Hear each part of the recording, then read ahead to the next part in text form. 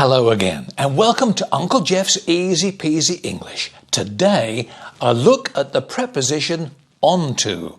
Now, we use onto when we want to talk about movement to a surface of some kind. For example, look at this. Let's put these glasses onto the top shelf. The opposite of onto is off of, or simply off. In everyday conversation, you will hear lots of British people saying off of. However, in written English, more formal situations use off. Have a look at Uncle Jeff's board. Okay, here are 4 sentences. Can you fill in the missing prepositions? Look at the first one. Number 1. Shall we move the small books the higher shelf? Number 2. Could you take that box the table? Number 3. Paint was dripping from his brush the floor. And number 4. Get me, will you? So there we are, 4 lovely sentences, missing prepositions. What do you think they are? First one, shall we move the small books the higher shelf? Onto, shall we move the small books onto the higher shelf? You can see the movement. The books are moving from a lower shelf up onto a higher shelf. The movement is there. The picture is there in the word onto. Shall we move the small books onto the higher shelf? Have a look at number 2. What do you think?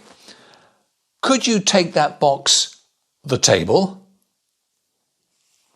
So at the moment it's on the table. Can you take that box off the table or off of?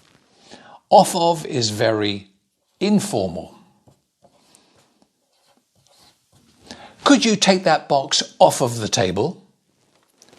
Could you take that box off of the table? Number 3. Paint was dripping from his brush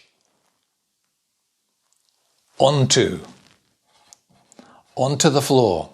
Paint was dripping from his brush onto the floor. So he's decorating. He's got too much paint on the brush. It's dripping onto the floor. You can see from the word onto the picture of drops of paint. Drip, drop, drip, drop onto the floor. And number 4, get me, will you? Off of. Get off of me, will you? Get off of me, will you?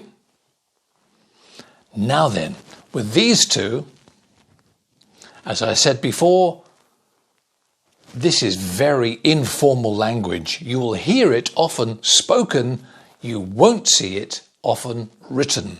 So, you could take away that and say, could you take that box off the table? Perfectly acceptable. It's either or. And the same situation here. Get off me, will you? So there we are. Onto and off of, or simply off. English grammar, it's easy peasy. Thank you for watching, and we'll see you next time on... Whoops, I'm dripping tea onto the table. We'll see you next time on Uncle Jeff's Easy-Peasy English. Bye-bye for now.